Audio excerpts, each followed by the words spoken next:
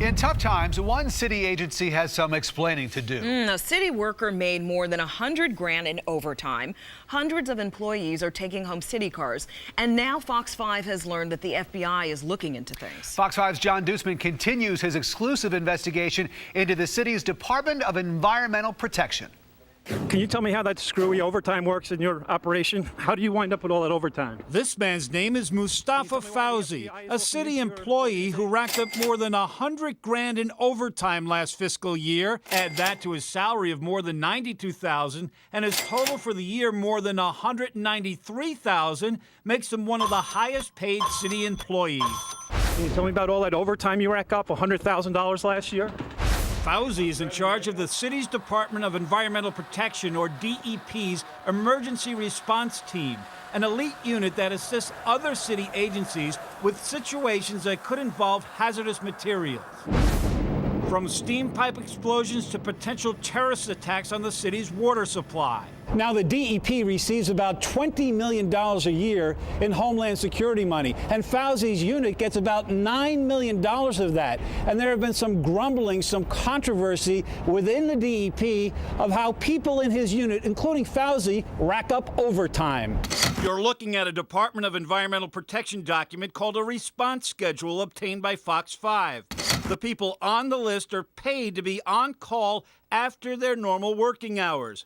In the supervisor column, you can see Fauzi is also on call. On this week in July, he's scheduled for a whopping 112 hours. So Fauzi more or less runs the show. He acts like a manager, but he gets paid like any other union employee.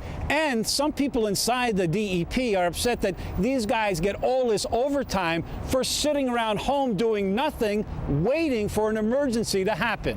And to add to the overtime controversy, Fauzi's unit is now being investigated by the FBI. Sources tell us it started with a tip about suspicious activity on an employee's computer. But apparently that investigation has taken a different turn and branched out into other areas. And while we don't know where the FBI investigation will lead, and we don't know exactly what it's all about, there are some legitimate questions to ask Mr. Fauzi. And when we tried, we wound up here at the 45th Precinct in the Bronx, where Fauzi sought police protection from Fox 5. Mustafa, how you doing? John Dutzman from Channel 5. How are you? Can you tell me how that screwy overtime works in your operation? How do you wind up with all that overtime? Can you tell me why the FBI is looking into your organization? Why are you so afraid, sir? Why do you got to run to the police? Fauzi's unit also triggered a separate investigation by Fox 5 that began last summer into the DEP's misuse of city take-home cars. It raised serious questions still unanswered about why more than 500 DEP employees are allowed to commute with city cars, with taxpayers picking up the tab. And get this, Fauzi gets one of those city take-home cars for responding to emergencies. But we found the Ford Expedition sitting for more than a week in a parking lot near his house in the Bronx, not easily accessible by any DEP employee who might need it, while Fauzi was in Egypt for a family matter. If something happened in New York, it would take some time for him to get to that emergency response car quickly from Egypt.